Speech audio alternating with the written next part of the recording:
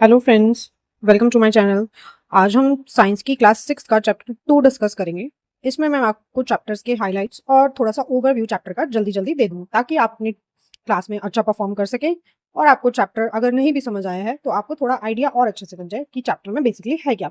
So this chapter is about diversity in living world. See living world में हमारे कौन कौन आते हैं। Living world contains plants as well as animals. So जितने भी हमारे आसपास प्लांट्स हैं और लिविंग एनिमल्स हैं, they all are considered as living beings. Okay, and animals के अंदर वी नो कि ह्यूमंस भी एक टाइप के एनिमल्स कैटेगरी में ही रखा गया है। तो एनिमल्स और प्लांट्स दोनों मिलाकर के हमारा लिविंग वर्ल्ड है। Now what is this diversity meaning? Diversity is विभिन्नता। मीन्स कि हमारे आसपास जितने भी पेड़ पौधे हैं क्या वो सब एक जैसे दिखते हैं? हमारे आसपास इतने जीव जंतु हैं क्या वो सब एक जैसे दिखते हैं? नहीं ना। तो diversity means variations among the living beings. So the chapter starts with a Sanskrit shlok which says that uh, trees जो हैं वो सारा जो करते हैं वो दूसरों को देने के लिए करते हैं। वो सन में खड़े होते हैं और दूसरों को छाया देते हैं। अपने लिए वो अपने ऊपर वो फ्रूट्स उगाते हैं लेकिन वो भी दूसरों के लिए। Same with the good peoples do efforts and hardship for others for the welfare of others. ठीक है। एंड जो भी वो कुछ अच्छा सीखते हैं वो अपने से आगे वालों को वो बांटते चलते हैं या दूसरों को बांटते हैं। सो इस चैप्टर की शुरुआत होती है एक साइंस टीचर के साथ जो अपने बच्चों को एक लोकल विजिट पे, लोकल पार्क विजिट और you can say local green area में उनको बच्चों को घुमाने ले जाती है। तो वो अपने साथ साथ अपने क्लास के बच्चों को एंगेज करने के लिए मनीराम चाचा और डॉक्टर रघु इनको भी अपने साथ लेके चलती है। डॉक्टर रघु जो है पास ही की लेबोरेटरी में एक प्रोफेसर है, साइंटिस्ट हैं, जबकि मनीराम चाचा वो एक लोकल एरिया में रहने वाले एक बुजुर्ग व्यक्ति हैं जिनको पौधों की, पेड़ पौधों की, जीव जंतुओं की अच्छी खासी नॉलेज है। And the science teacher names Sulekha. तो सुलेखा मैम जो है बच्चों को लोकल नेचर वॉक पे लेके जाती हैं with doctor Raghu and Maniram चाचा। एंड मनीराम चाचा बच्चों को बोलते हैं कि अपने साथ एक पानी की एक नोटबुक, एक पेन और एक वाटर बॉटल कैरी करके ले चुके। As they walk they begin exploring the plants and animals around them. और doctor Raghu advises the students to notice variety of smells in the park and emphasize respecting all living creatures and observing them without disturbing। Doctor Raghu बोलते हैं कि अपने आसपास से आने वाली खुशबू को, नेचर की स्मेल को महसूस करें बच्चे और अपने आसपास जो भी वो डाइवर्सिटीज देखे उनको ऑब्जर्व करते चले और जो भी कुछ अलग दिखे वो उनको नोट करें अपनी नोटबुक्स में। और ये सब काम वो ये ध्यान रखते हुए करें कि वो किसी भी लिविंग बीइंग को या किसी भी अपने आसपास की चीजों को हार्म ना पहुंचाए। सच एज कोई बच्चा प्लांट्स ना तोड़े, कोई बच्चा लीव्स ना तोड़े या किसी जानवर को या किसी पक्षी को तंग ना करे। सो बच्चे भी ऐसा ही करते गए। उन्होंने बहुत सारे they observe different types of sounds like पक्षियों की आवाज़, जानवरों की आवाज़, monkeys jumping on the tree उन्होंने देखा और बहुत सारे चिरपिंग ऑफ बर्ड और different varieties of butterflies, flowers, उन्होंने ये सब ऑब्जर्व करा। इसके साथ साथ उन्होंने मनीराम चाचा ने उनको बोला कि क्या आप डिफरेंट बर्ड्स की आवाज़ को कॉपी कर सकते हैं। ऐसा कुछ करते हुए वो अपनी लोकल नेचर वॉक को आगे कंटिन्यू करते हैं। So next heading is 2.1 diversity in plants and animals around us. See इसमें वो एक्टिविटी करने में क्या बता रहे हैं, एक टीचर के साथ आपको अपनी क्लास टीचर के साथ एक नेचर वॉक के लिए प्लान करना है और अपने आसपास जो भी आप देखें उसको ऑब्जर्व करना है एंड उसको एक टैबुलर फॉर्म में आपको रिकॉर्ड करना है। ये एक नेचर वॉक का इन्होंने आइडिया दिया है कि जो भी आप देखें उसको रिकॉर्ड किस तरीके से करें। सपोज एक नेचर वॉक में आपने ग्रास पे ध्यान दिया तो grass look like this and एक नॉर्मल ट्री, तुलसी ट्री है जो सभी ने देखा हुआ है, वो उसकी लीव्स कुछ इस तरीके की दिखती हैं। एक हिबिस्कस का गुड़हल का फूल दिया हुआ है वो कुछ इस तरीके का दिखता है। ये डिफरेंट एग्जांपल्स हैं जो हम अपने आसपास प्लांट्स के अंदर ऑब्जर्व कर सकते हैं। This table consist of observations कि आप जब नेचर वॉक पे जाएं तो आप कुछ इस तरीके से प्लांट्स को ऑब्जर्व कर सकते हैं। जैसे यहाँ पे नॉर्मल एक प्लांट लिया है जिसमें कॉमन ग्रास उन्होंने एग्जांपल लिया है। अब आप ये देख सकते हो कि उसकी स्टेम किस तरीके की है, सॉफ्ट है, थिन है। जैसे तुलसी में हार्ड और थिन है, हिबिस्कस गुड़हल में हार्ड है, नीम में बहुत हार्ड भी है और थिक भी है। नीम का ट्री होता है, आप ये भी देख सकते हो। इसके अलावा उसकी लीव्स किस टाइप की है, लीव्स में अरेंजमेंट किस टाइप का है, लीव्स आमने सामने है या ऊपर नीचे है, किस टाइप का लीफ का अरेंजमेंट है। उसके ऊपर फ्लावर्स किस कलर के आते हैं, आते भी हैं या नहीं। जैसे ग्रास में वी यूजुअली सी की ग्रास में फ्लावर्स नहीं आते और तुलसी में पर्पल पिंकिश कलर के फ्लावर्स आते हैं। हिबिस्कस में जनरली रेड कलर का हिबिस्कस होता है और भी कलर के हिबिस्कस है। नीम में कैसा फ्लावर आता है या नहीं आता है। ऐसे ही कुछ कुछ ऑब्जर्वेशन आपको इस टैब में टैबलर फॉर्म में आपको फिल करने के लिए उन्होंने बोला है। एंड इस टैबलर फॉर्म के अलावा आप ये भी देख सकते हैं कि प्लांट्स टॉल हैं, शॉर्ट हैं, हार्ड हैं, सॉफ्ट स्टेम वाले हैं या फिर लीव्स की कैसी शेप है, लीव्स का कलर क्या है और शेप ऑफ फ्लावर्स क्या है, कितने खुशबू वाले हैं या नहीं है, इस टाइप की ऑब्जर्वेशंस आप जो भी ऑब्जर्व करें अपने आसपास वो आप इस टेबल फॉर्म में लिख सकते हैं। Now this second table is for animals, कि अपने आप जो आपने आसपास अपने एनिमल्स देखे उनके अंदर क्या क्या चीज देखी आपने, सच एज क्रो। सपोज एक बच्चे ने क्रो देखा, कहाँ रह रहा था वो, ट्री पे रह रहा था, क्या वो खाना पसंद करेगा, दैट इज इंसेक्ट, और वो किस तरीके से मूव करता है, फ्लाई करके या फिर वॉक करके, और उसने उस ऑब्जर्वेशन के टाइम पे वो क्रो क्या कर रहा था वो आप इसमें लिख सकते हैं।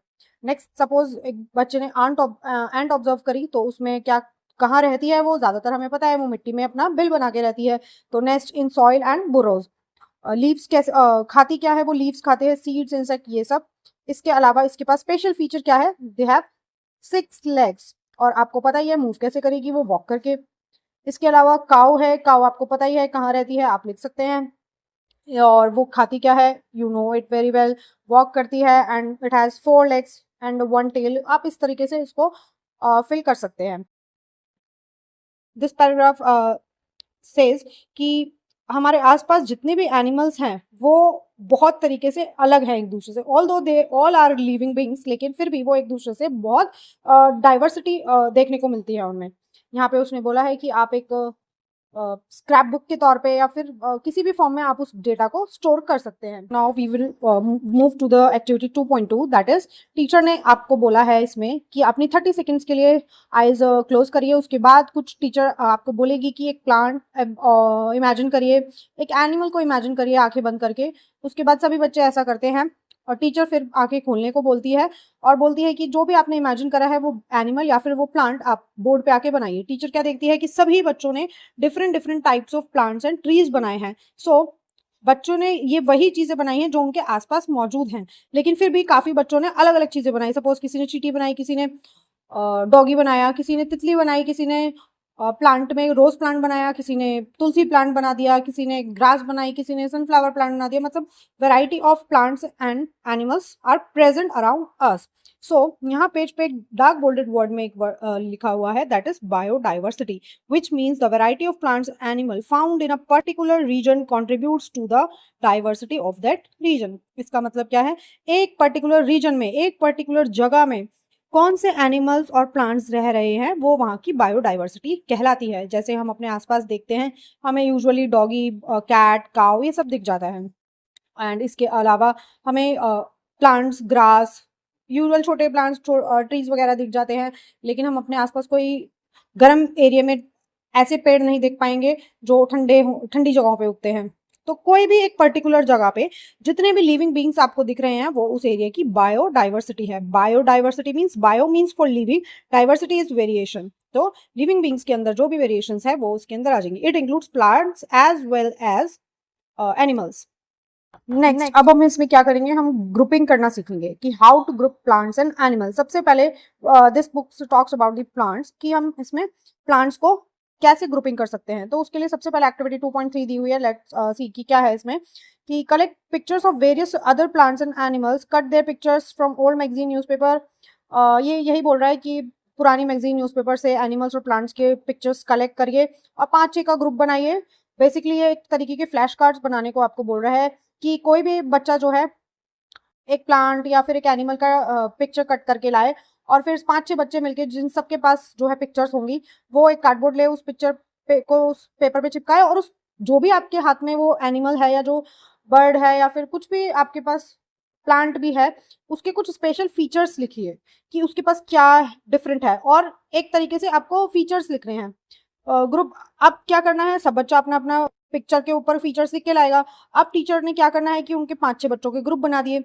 अब क्या होगा, टीचर ने बोला कि जो भी बच्चों के पास कॉमन फीचर्स हैं वो ट्राई करिए उन कॉमन फीचर्स को फाइंड आउट करने का। तो उनको टीचर ने क्या करा है, ग्रुप कर दिया है कॉमन फीचर्स के बेसिस पे। Now this paragraph shows that you will be surprised to see the basis used by different groups में vary।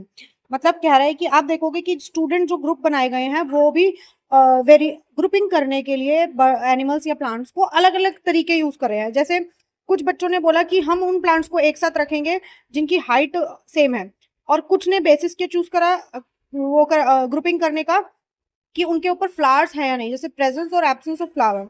As a basis of groups. मतलब कुछ बच्चों ने कहा कि एक पर्टिकुलर हाइट से ऊंचे जो पौधे हैं वो एक तरफ रख देंगे और जो दूसरे हैं उनको एक तरफ कर देंगे। कुछ ने बोला कि हम ऐसे प्लांट्स को करेंगे कि किन के ऊपर फ्लावर्स हैं या किन के ऊपर नहीं। तो आप इस तरीके से डिवाइड कर सकते हैं। इसके अलावा कुछ और भी क्राइटेरिया हो सकते हैं, बहुत सारे क्राइटेरिया हैं, उसमें कुछ एग्जांपल्स आपको सच एज दिस। जैसे ये तो इन्होंने बता ही दिया, प्रेजेंस और एब्सेंस ऑफ फ्लावर्स। दूसरा, इनकी स्टेम हार्ड है या सॉफ्ट है। ऐसे प्लांट्स को आप इजीली अलग कर सकते हो। ईटिंग हैबिट्स, एनिमल्स की ईटिंग हैबिट्स, जैसे जो प्लांट्स जो एनिमल्स वेजिटेरियन है, हर्बीवोर्स कहलाते हैं। जो मांस मछली खा सकते, मतलब मांस खा सकते हैं, उनको हम कार्निवोर्स कह देते हैं। और प्लेस दे लीव, कहाँ रहते हैं, जैसे एक्वेटिक एनिमल्स होते हैं जो पानी में रहने वाले जीव हैं, और कुछ जो है मैदानी एरियो में टेरेस्ट्रियल एनिमल्स होते हैं। कुछ हवा में उड़ सकते हैं, कुछ नहीं उड़ सकते। ऐसे we have lots of basis to categorise animals और plants. So how to group plants, इसको मूव करने से पहले यहाँ पे मैं आप एक कुछ चीज बताना चाहूंगी कि ग्रुपिंग इंपॉर्टेंट क्यों है। What is the importance of grouping?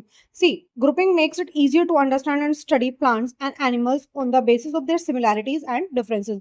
Grouping करने से क्या होता है, हमें किसी भी प्लांट को या एनिमल को पढ़ने में, पहचानने में आसानी होती है। सपोज अगर हम सबको एक साथ रख देंगे, सो हमें पहचानने में, उनको डिस्कस करने के, उसके अच्छे फीचर्स, उसके बुरे फीचर्स जानने में कितनी मुश्किल होगी। तो ग्रुपिंग करने से क्या होता है कि हम सभी को इजीली स्टडी कर पाते हैं, उनकी कैरेक्टरिस्टिक्स को इजीली स्टडी कर पाते हैं, और उनकी सिमिलैरिटीज को, डिफरेंसेस को हम इजीली जज कर पाते हैं कि किसके पास क्या स्पेशल फीचर है। Now we move to the second heading, that is 2.2.1, how to group plants. अब यहाँ पे क्या बोलता है, वो प्लांट्स की ग्रुपिंग स्टार्ट करे। यहाँ ऊपर उसने जर्नल ओवरव्यू दिया है। इसके अलावा हाउ टू ग्रुप प्लांट्स, इसमें क्या है, सी, इसमें क्या बोला है उसने कि अपने आसपास के प्लांट्स और ट्रीज को ऑब्जर्व करिए और उसके अंदर वेरिएशंस नोटिस करने की कोशिश करिए। जैसे किसी की स्टेम मोटी है, पतली है, फ्लावर्स हैं या नहीं, हाइट कितनी है, एंड मैनी अदर थिंग्स, जैसे लीफ का कलर कैसा है, शेप कैसी है, किस टाइप में है, फ्लावर्स का कलर क्या है, और कांटे हैं या नहीं, किस तरीके के हैं, अपने ऊपर उगने वाले हैं या फिर क्लाइंबर्स हैं। जैसे कुछ प्लांट्स अपने आप नहीं उग सकते, उनको किसी सहारे की जरूरत होती है चढ़ने के लिए। तो बहुत सारी चीज़ें। तो एक्टिविटी 2.4 में यही है कि एक नेचर वॉक पे जाना है अगेन, और अपने आसपास की प्लांट्स को ऑब्जर्व करना है, जो भी कुछ दिखे तो उनकी स्टेम पे, लीव्स पे, फ्लावर्स पे, और इफ पॉसिबल रूट्स पे, सब चीज़ों पे ध्यान देना है कि किस टाइप का वेरिएशन आपको ऑब्जर्व होगा। और नेक्स्ट पेज पे हमें एक टेबल दी हुई है जिसके अंदर हमें ये ऑब्जर्वेशन सी दिस, यहाँ पे एक ग्रुपिंग करी गई है और बेसिकली कुछ फीचर्स नोट करें। जैसे मैंगो ट्री, मैंगो ट्री की हाइट कैसी थी, लंबा था, टॉल था। उसकी स्टेम का कलर क्या था, नेचर ऑफ स्टेम है ये सारा। स्टेम का नेचर कैसा था, यहाँ पे उन्होंने 3 डिवाइड कर दिए हैं, कलर में, हार्डनेस में, और मोटाई में या थिकनेस या थिननेस में। तो अगर हम बात करें मैंगो ट्री की, तो इसका स्टेम कैसा था, ब्राउन कलर का था, हार्ड था और बहुत मोटा था। ठीक। इसके अलावा रोज की बात करें तो हाइट मीडियम थी, स्टेम ब्राउन ही थी, हार्ड थी लेकिन थिन थी। टमाटो की बात करें तो प्लांट की हाइट जो थी शॉर्ट थी और ग्रीन कलर का था स्टेम, और टेंडर नाजुक थी, और थिन बहुत पतली थी। इसके बाद बात करें ब्रांचेस कैसी थी, मैंगो ट्री में बहुत ऊंची ऊंची ब्रांचेस थी, इसमें ग्राउंड के पास ही थी, रोज में और टमाटो में। इसके अलावा name of the plant group, अब यहाँ पे आपको 3 नाम दिखेंगे, ट्री, श्रब एंड हर्ब्स। यहाँ पे 3 कैटेगरीज को पढ़ेंगे। प्लांट्स को हम बेसिकली 3 टाइप से डिवाइड कर सकते हैं, trees, shrubs and herbs. See, tree आपने अब बहुत देखा है, पेड़ कैसे दिखते हैं, बड़े, स्ट्रॉन्ग, ऊंचे। इसके अलावा श्रब्स क्या होती हैं, जो भी आप अपने आसपास थोड़ा सा, यूजुअली ज्यादातर हमारे आसपास श्रब्स ही दिखती हैं, जैसे टमाटो का पौधा। इसके अलावा जो भी आप आसपास इजी पौधे देख सकते हो, कोई फ्लावरिंग प्लांट हो गया आपके आसपास, सदाबहार का पौधा, ये सब श्रब्स में आएंगे। इसके अलावा हर्ब्स क्या होती है, सॉरी यहाँ पे मैंने थोड़ा सा गलत बता दिया, ट्रीज तो आपने पता ही है। इसके अलावा हर्ब्स क्या होते हैं, जो यूजुअली प्लांट्स होते हैं। श्रब्स मीन्स होती है झाड़ियाँ, झाड़नुमा पौधे। जैसे आपने गुलाब देखा है, गुलाब इज लाइक अ झाड़ी टाइप पौधा।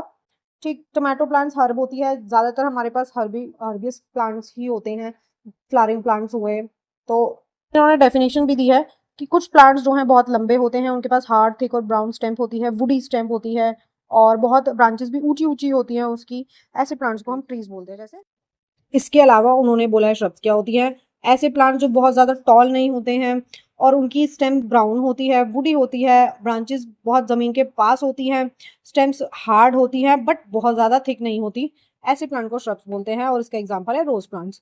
इसके बाद है हर्ब्स। हर्ब्स क्या होती है? ऐसे प्लांट जो सॉफ्ट होते हैं, उनकी स्टेम भी नाजुक और ग्रीन होती है और ऐसे प्लांट्स क्या कहलाते हैं? एग्जाम्पल क्या है? टमाटो। इसके अलावा दो टाइप के प्लांट्स और हैं, that is climbers and creepers. Climbers क्या होते हैं? जिनके पास बहुत वीक स्टेम होती है और उनको सपोर्ट की जरूरत पड़ती है क्लाइंब करने के लिए, तो उनको हम क्लाइंबर्स कहते हैं। जैसे आपका मनी प्लांट। इसके अलावा है क्रीपर्स। क्रीपर्स क्या होते हैं? जो जमीन पे ही रेंग पाते हैं, मतलब यूजुअली ये वो होती है, आपने सुना होगा बेल टाइप की, या फिर तरबूज आपने सुना होगा। तरबूज इतना भारी फ्रूट है, अगर सोचो ये हवा में होता तो क्या होता, गिर जाता तो किसी का नीचे। तो ऐसी उसके लिए प्लांट्स जो है ये अपने आप को जमीन पे ही फैलाते हैं, जैसे क्रीपर सांप की तरह। तो इसका एग्जाम्पल आप वाटरमेलन प्लांट भी लिख सकते हैं, एंड आई थिंक ग्रेप्स भी होता है। So trees, herbs, shrubs and climbers, creepers, ये 5 टाइप कैटेगरीज हो गए जिसमें हम प्लांट्स को उनके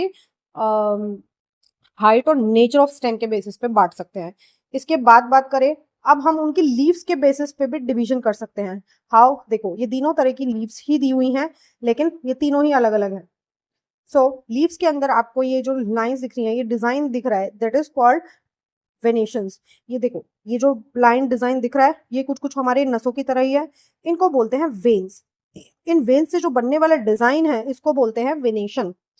सो हम प्लांट की लीव्स के डिजाइन को, वेनेशंस को देख के भी हम चेक कर सकते हैं कि प्लांट को किस कैटेगरी में रखें। So we have two types of venations, reticulate venation and parallel venations. Reticulate venation usually आपने देखा होगा, कुछ इस टाइप की दिखती है, criss cross criss cross. Parallel venation में एकदम देखो आमने सामने और ये बिल्कुल क्या बोलते हैं, समान दूरी पे है एक दूसरे से, कुछ इस टाइप की लंबी लंबी भी हो सकती है पैरेलल वेनेशंस में। उन्होंने डेफिनेशन दिया है, in some leaves you can observe a net like pattern veins on both the side of a thick middle vein. इसमें क्या बोल रहा है कि एक मिडल वेन होती है और उसके आसपास कुछ पैटर्न है, वेन्स का डिजाइन है। ऐसा अगर वेनेशन आपको दिखता है तो that is called reticulate venation. ऐसा लीफ का वेनेशन आपने ज्यादातर देखा ही होगा। इसका एग्जांपल गुड़हल भी है। गुड़हल के पौधे में, यानी जिसका हिबिस्कस, जिसका फ्लावर आपने अभी देखा था, वैसा ही वेनेशन इसकी लीव्स में आपको दिखाई देगा। इसके बाद बात करें पैरेलल वेनेशन की, इसमें क्या होता है? Veins run parallel to each other. See we have two patterns for parallel venation. This is observe in banana plant and banana tree, and this is observed in grass. Grass में भी parallel venation होता है और बनाना में भी, बनाना के उस पेड़ में भी पैरेलल वेनेशन ही होता है। सो आप अपने आसपास के जितने प्लांट हैं आप उनको एक्सप्लोर करिए, उनकी लीव्स की वेनेशन चेक करिए। लीव्स की वेनेशन के बाद एक्टिविटी 2.6 में बोला है, we can observe the type of roots they have. See we have two types of root, that is tap root and fibrous root. Now what are tap roots and fibrous root? See, in taproot we have one thick root in the middle and some extra side roots or some baby roots you can observe here, but in the fibrous root एक नीचे से ही गुच्छा निकला हुआ है जो सब में फैला हुआ है। सी, देखने से ही बहुत इजीली क्लियर है कि फाइब्रस रूट रेशेदार, बहुत एकदम झुंड सा उग गया है तो वो रेशेदार यानी फाइब्रस रूट है, जबकि एक मिडल में थिक है और उसके आसपास पतली पतली एक्स्ट्रा रूट्स हैं, उनको हम बोलते हैं टैप रूट। सी सी बच्चों, इस एक्टिविटी में आपको यही बोला है कि खुरपी की हेल्प से बहुत ध्यान से किसी पौधे को आप मिट्टी से निकाल करके, मिट्टी को गीला रखिएगा ताकि जड़ें टूट ना जाए। आप उसकी प्यार से जड़ें निकाल कर उसकी जड़ को देख सकते हैं कि वो किस टाइप की है। अगर उसमें बीच में मोटी जड़ है और आसपास सेकेंडरी जड़्स हैं, उनको बोलेंगे फाइब्रस। अगर बीच में मोटी जड़ है और आसपास सेकेंडरी जड़ है तो उनको बोलेंगे tap root. And this type of root is called, and this activity there is some point यहाँ पे हम अपने क्लियर कर सकते हैं कि there is a relation between leaf venation and the roots. See, जिन प्लांट्स के पास रेटिकुलेट वेनेशन होती हैं उनके पास यूजुअली भी see they have a tap root, और जिनके पास पैरेलल वेनेशन होती है उनके पास अधिकतर फाइब्रस रूट्स ही होती हैं। So there is a relation, the plants which have reticulate venation they have tap roots, and the plants which have parallel venation they have fibrous root। And activity, in this activity में आपको बताया गया है कि आप कैसे seed के basis पे भी प्लांट्स को डिफरेंशिएट कर सकते हो। यहाँ पे 2 टाइप के सीड लेने बोला है, चिकपी एंड मेज seed. Chickpea is for like चना या छोला, एंड मेज मक्की का दाना। इसमें आप देखोगे मक्की का दाना एक सिंगल दाना है, जबकि आप चना या फिर राजमा या छोले कुछ भी आप लेते हो तो उसको आप बीच में से कट करके 2 पार्ट्स में डिवाइड कर सकते हो। एंड दीज 2 पार्ट्स, जो 2 अलग-अलग कंपार्टमेंट्स ये जो बन जाते हैं, इनको बोलते हैं हम कॉटिलीडन्स।